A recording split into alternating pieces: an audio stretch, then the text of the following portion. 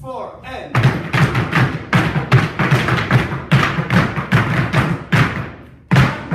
Flamenco is one of the most strict and rigid forms of dance. Each class has a specific discipline and uniform and requires a unique focus. This style encompasses a serious mentality requiring dancers not only to challenge their minds with difficult footwork, but also demanding a rigid and strong posture.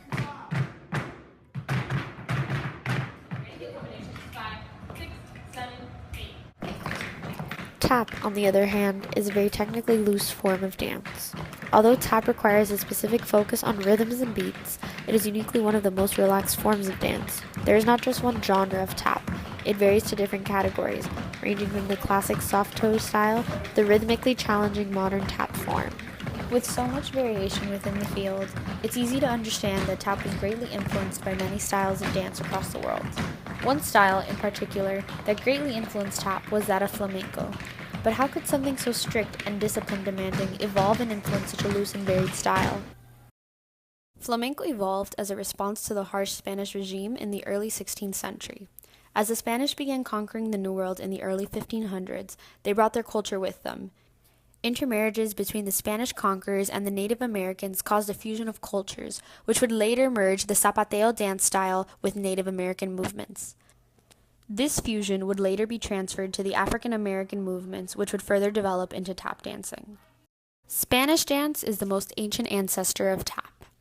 Spanish dance is brought to the Americas in the 16th century. There, it is fused with Native American tribal rhythms. Spanish gypsies traveled back from the Americas to Europe, where exchanges between the newly formed dance and the Irish jig and English clog occur.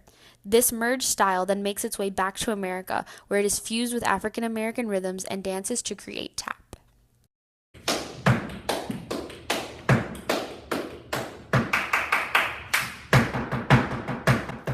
In modern times, flamenco has variations, from the jota style to the upheld zapateo. It still holds a focus on strict and perfect posture while incurring fast and complicated footwork.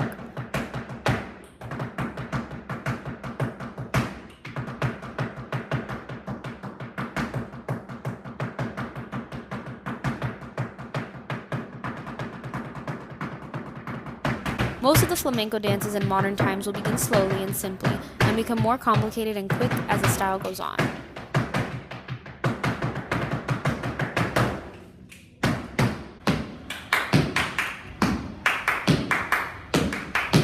Tap has its variations as well. The focus on the style has shifted recently from the pretty and posture-perfect Broadway soft toe to a loose and more comfortable form. It focuses now on complicated rhythms and complex steps, making sure each sound is separated clearly and has a specific purpose.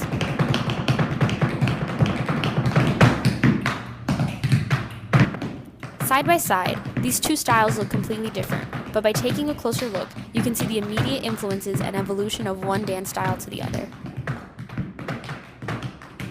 Let's take a closer look and see how specific flamenco steps made their way into tap. We'll start off with the classic flamenco step, tacón, planta, tacón. This step is a basis for flamenco and is also the basis of the paradiddle in tap, also known as heel-toe brush heel. If we examine the two steps together, they are ultimately the same. The only thing that is different are the names of the steps.